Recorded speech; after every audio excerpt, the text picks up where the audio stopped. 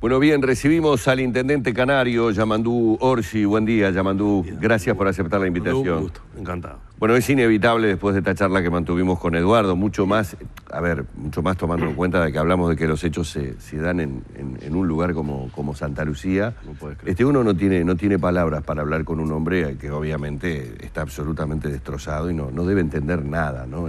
Pero como él decía, ¿no? Yo creo que fue clave eso, que tanto Hernán como otros hinchas de otros cuadros, no importa, van y de repente no pasa nada. Sin embargo, en su ciudad, donde no tiene nada que ver, o donde Yamandú en Santa Lucía. Santa Lucía, una cosa Eso que es el intendente Canelón en Santa Lucía. en la plaza, que alguien se haya tomado el trabajo de salir en auto. O sea, que hay toda una cuestión muy, muy elaborada que creo que nos lleva a una reflexión un poco más.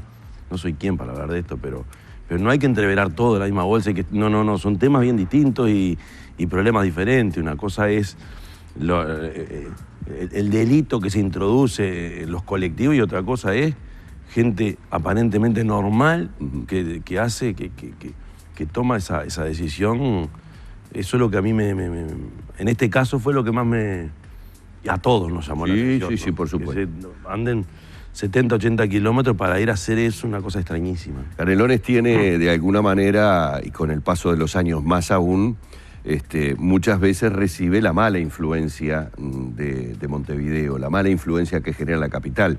Yo, por ejemplo, hace muy pocos días atrás, y lo vengo viendo desde hace algunos meses, uno ve en Ciudad de la Costa unas pintadas con respecto justamente... algo que yo me pregunto... Hay una guerra de pintadas. Pero me pregunto quién lo financia, porque son litros y litros y litros ahí, ¿no? de la misma pintura, ¿no? Por lo menos hasta donde yo veo llega hasta Atlántida y un poco más allá. Exactamente. La guerra, ¿no?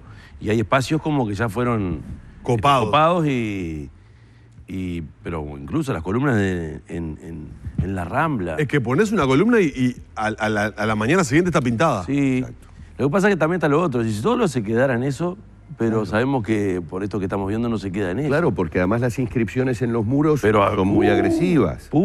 Sí. Y algunas... No, sigue más allá de Atlántida. Ahora estoy pensando en algunas garitas también. Sí. Que a veces sí, como tú dices, la pintada sobre el club, pero hay veces que es un insulto muy...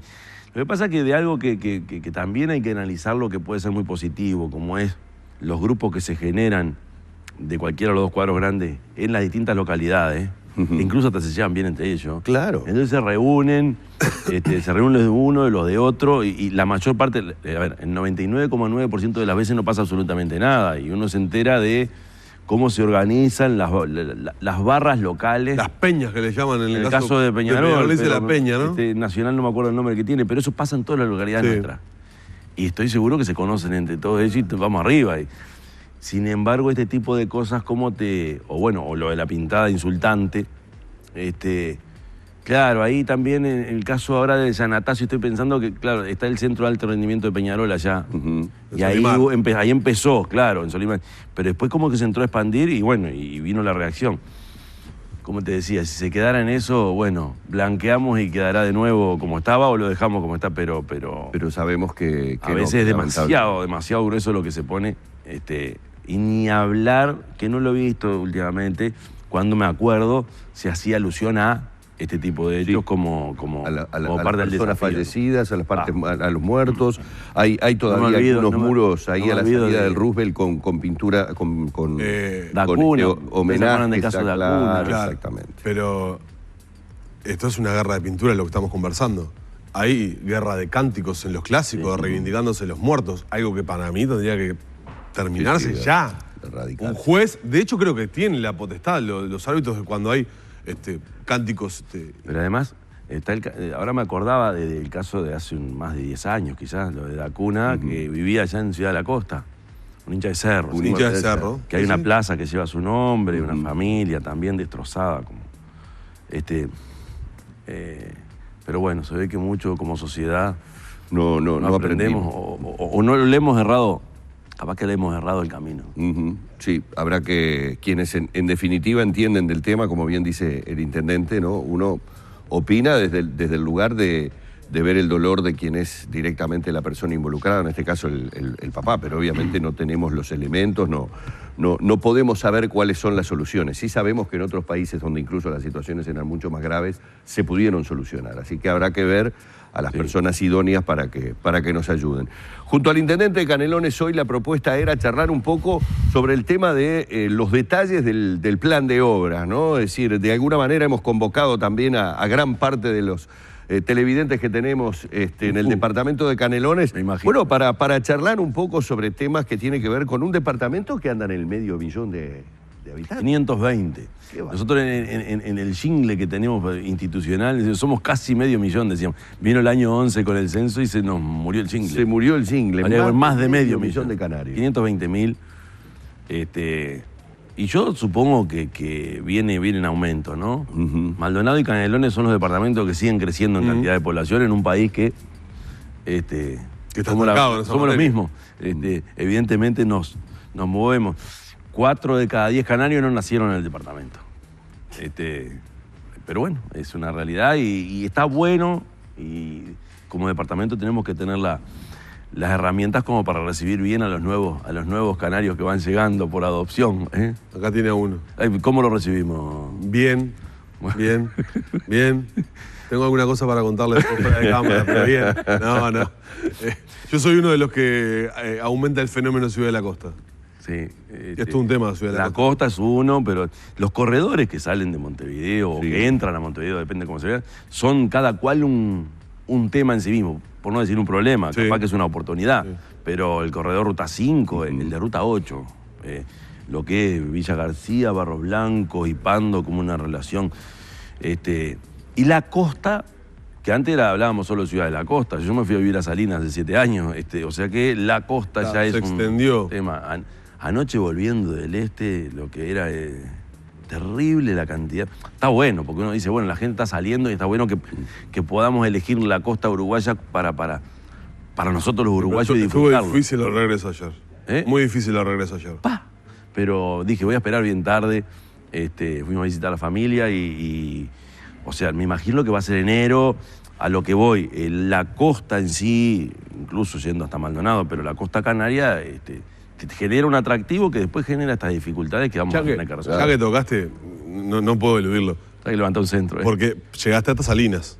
Sí, entré. No seguiste hasta el peaje de Pando. No. Y bueno, hay que tener una consideración, ¿no? Porque 3-4 kilómetros de cola o más, y apenas pasabas el peaje, porque no se levantaron las barreras en ese caso, cobraban todos los autos que pasaban. Pasás el peaje y está en la reparación del puente. Entonces, carriles que se eliminan. Entonces, la reparación, ¿sabes que la reparación del puente me enteré que es un ensanche, ¿no? O sea que se está ensanchando. Se está ensanchando la vía de salida. Va a ser beneficioso un carril más para el verano, entonces. Claro, para la salida. Para la salida, para los que vamos retornando, el problema va a ser igual, pero si se amplía sacando ese cantero, le pregunté al ministro, pero además la otra vez hablaba también con el ministerio, aquella modalidad que existía antes de cobrar por un lado solo, ahora lo estoy entendiendo. Si se genera, no sé si algún día lo volverán a hacer, pero tenía su ventaja, que te tranca para un lado y para el otro se libera, ¿no? Claro. Quizás sea. Pero bueno, ahí se encontró la vuelta de poder ensanchar la vía de salida, porque los viernes de tarde y los sábados de mañana se genera todo. El tapón en el regreso creo que es inevitable a esta altura porque volvemos todos juntos, ¿no? Sí. Hay un horario pico en el que es absolutamente inevitable. A propósito de este crecimiento, de esta explosión, tanto de Canelones como de Maldonado, pero pongamos el caso de Canelones, que además es el departamento en donde, lo está diciendo el intendente, en la zona de la costa se está dando este crecimiento, pero a impulso de la gente. ¿Habría que ordenarlo o habría que comenzar a ordenar el crecimiento? Digo, por los problemas que me imagino que de infraestructura le debe traer a la comuna. Nosotros, en este país existe la ley de ordenamiento territorial desde hace 8 años, creo que tiene la ley. No existía ley de ordenamiento. El único que ordenaba su territorio era Montevideo con aquel plan de ordenamiento territorial. Éramos ajenos en el país a ese tipo de herramientas. Mira, la ley de ordenamiento, nosotros incluso antes de la ley de ordenamiento resolvimos un plan de ordenamiento de Ciudad de la Costa, que ya es bastante decir. Hoy estamos, antes de fin de año, para presentar una audiencia pública, ahora supongo que en noviembre, para presentar el plan de ordenamiento de la Costa de Oro, o sea, del Arroyo Pando al Solís Grande, que es un pedazo bastante grande, y lo que se decidió es hacer un plan de ordenamiento tomando las distintas unidades. Por ejemplo, Atlántida es una unidad en sí mismo, La Floresta en sí mismo, Jauregui, por poner algunos casos. Entonces, ¿cómo se resuelven este tipo de cosas? A partir de planificación del territorio. Con eso no... A ver, no se resuelve todo con eso, porque después la realidad a veces no, siempre es más dura que los planes, ¿no?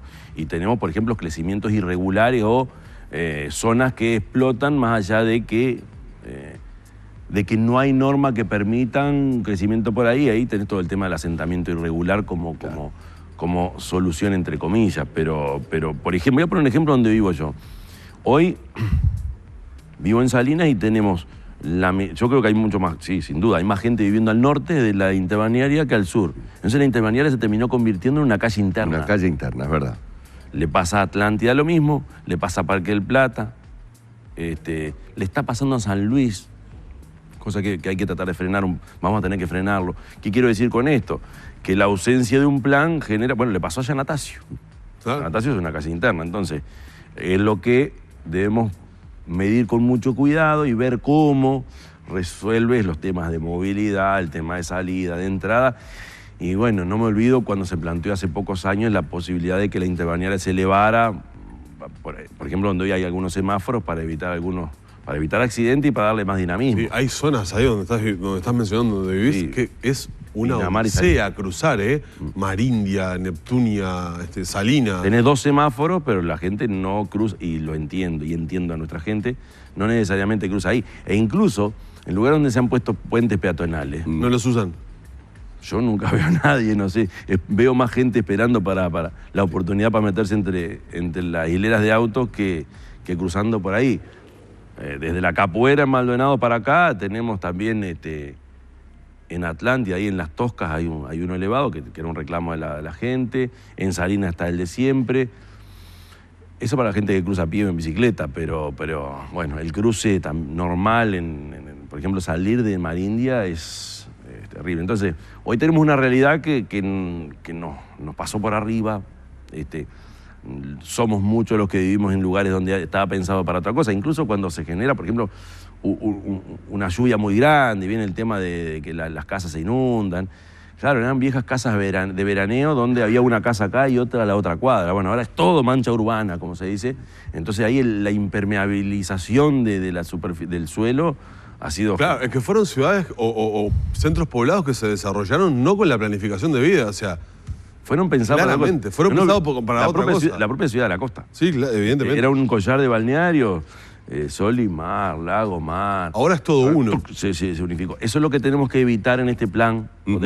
Tenemos que evitar a partir del plan de lo que es Costa de Oro. No generar una ciudad de 60 kilómetros, sino generar sistemas más de estilo Peine, ¿no? Donde Claro. la conectividad puede asistir por el tema de los centros de enseñanza, centros de salud, pero que no sea una conectividad de un entramado urbano. Ahora que me mencionás el tema, cuando uno transita, por ejemplo, por Ciudad de la Costa, y seguramente muchos vecinos que están escuchando van a coincidir conmigo, es una ciudad completamente distinta a aquella donde se hizo el saneamiento y se colocó el pavimento. Es otro mundo. A aquella donde todavía no llegó. está padeciendo el tema pozos y todo lo demás, ¿no? ¿Cómo continúa el? Porque digo, veo que hay maquinaria trabajando, que sigue. Sí, es lento, es un proceso lento. Es muy lento, porque sí. es costoso y implica que la OCE haga eso que hay que ir a verlo para entenderlo. Es un pozo enorme donde se pone el caño allá abajo y se levanta, y si ahí viene lluvia en el interín la gente... bueno, está. Después se cierra arriba y nosotros hacemos la pavimentación, y lo más complejo en Ciudad de la Costa es resolver el tema del drenaje pluvial, es decir, ¿de dónde sacas el agua? Es lo más complejo en muchas ciudades, pero la costa es complicadísimo porque no tiene pendiente, es muy arenoso, entonces hemos tenido acá hasta resolver creación de lagos de contención. Eso, en este periodo vamos a invertir nosotros, más lo que invierte la OCE, 27 millones de dólares más para hacer la segunda fase, dejarla pronta del todo y ya empezar la tercera, sabiendo que llegamos al Pinar y el Pinar nos incluye, o sea que el Pinar queda fuera de todo. La segunda fase que está en ejecución. Está en ejecución. ¿Qué comprendería que son? Y B1 y C1, viene a ser... La faja del centro fue la que se hizo primero, Sí. ahí a la altura de la Comana. Entonces se avanzó hacia el oeste y se va a avanzar hacia el este. Entonces abarcas un tercio más de esa ciudad de la costa, que también incluye el norte. Ahora, después viene la tercera, o sea que, por ponerle son 5 años por fase, o un poco más capaz. Entonces es un proceso de 10, 15 años lograr completar. Eso es medio, uno la prevé. La primera fue muy trancada porque la OCE tenía que hacer la planta de tratamiento, que es maravillosa, que es enorme, y que incluso soporta lo que viene de Ruta 8, o sea, está bien hecho y está bien pensado. Ahora, tener los trancazos también de las obras comunes y los problemas con las empresas, y una empresa que se fue, vino otra, y a veces son meses que se retrasan los trabajos. Es una obra única, nunca se ha hecho en este país, porque, por ejemplo, lo que hace Montevideo es bien distinto. Montevideo anda arriba del 90% de conexión a red de saneamiento. En Canelones no llegamos al 17% en todo el departamento.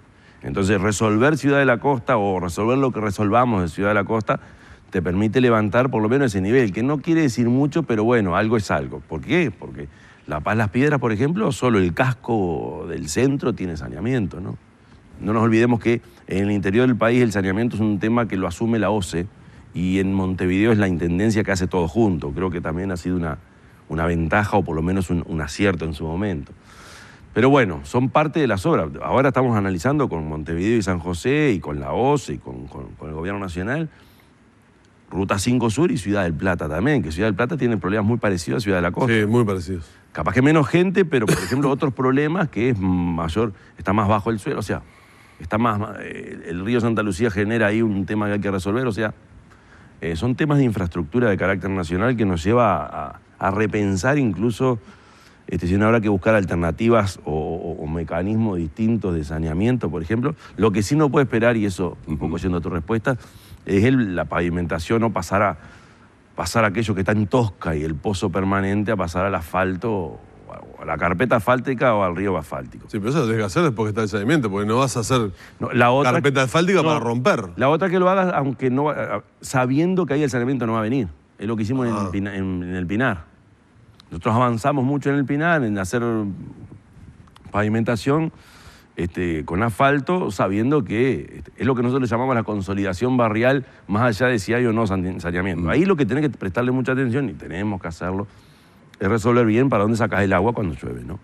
Que en el Pinar también se generan algunos nudos complicados, o Parque del Plata Norte, o Salinas mismo, ¿no? Para todo esto, obviamente, se requiere dinero, mucho dinero. Es caro. Son obras muy importantes. ¿Cómo está en este momento la balanza comercial de la Intendencia, tomando en cuenta que... Bien.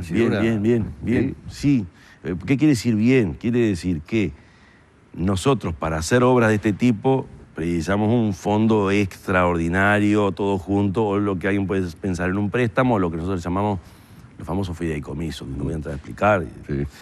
El tema es que vos asumís una responsabilidad 20 años para adelante, o sea, pagar en cuotas esa inversión.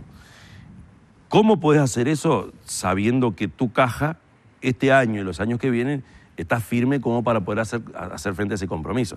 El primero que te mira eso es la calificadora de riesgo, que te analiza si puedes bancar. Si no puedes bancar, te hacen así, y es muy difícil que puedas instalar la herramienta de esta fideicomiso. La calificación nuestra, o lo que dice nuestro presupuesto, normalmente, o lo que dicen los saldos anuales, es que te queda siempre ese margen que nosotros previmos como para pagar las cuotas aquellas a las que te hiciste cargo, y que sabés que es una herencia que le queda al otro. Por eso pasa por la Junta Departamental también. Entonces, por ahí estamos tranquilos de que lo que asumimos hasta ahora lo estamos pudiendo cumplir, lo vamos a poder seguir cumpliendo. Ahora, tenemos que ir imaginando también que al futuro hay que seguir haciendo otras cosas, pero bueno, lo dejaremos pronto para el que venga después de pensar incluso hasta cómo la recaudación tiene que mejorar sin tocar los impuestos. Claro. Seguimos teniendo un 30% de morosidad, y bueno, eso ahí hay algo por donde vamos a tener que avanzar sin afectar al resto de la ciudadanía. Exactamente. Bueno, vamos a agradecerle al intendente de vamos Canelones. A pedirle que queda a cuenta además el tema futuro político y otras cosas más, ¿no? Sí, con una situación política que no sé si la quiere tocar, quiere hacerle alguna No, pregunta. porque sobre- se tiene que ir, me dijeron, Orsi. ¿Qué pasa? No, tranquilo, pero... No, yo- 30 segundos tiene para Tené- contestarle. Tenemos hasta el 2025 para que me lo pregunte. Ah, buena respuesta. Ahí tiene un perfilamiento. Me encanta Canelones. Tiene un buen Sí, perfilamiento. bien, mire. bien. Entonces, ya más o menos podemos. Los Rapidito- canarios ya pueden saber cómo rapidito el viene la mano. intendente. Muy bien. Muchísimas gracias, Gracias a Yamandu. ustedes. Es un placer haberlo tenido aquí. Hemos estado junto al intendente de Canelones, Yamandu Orsi.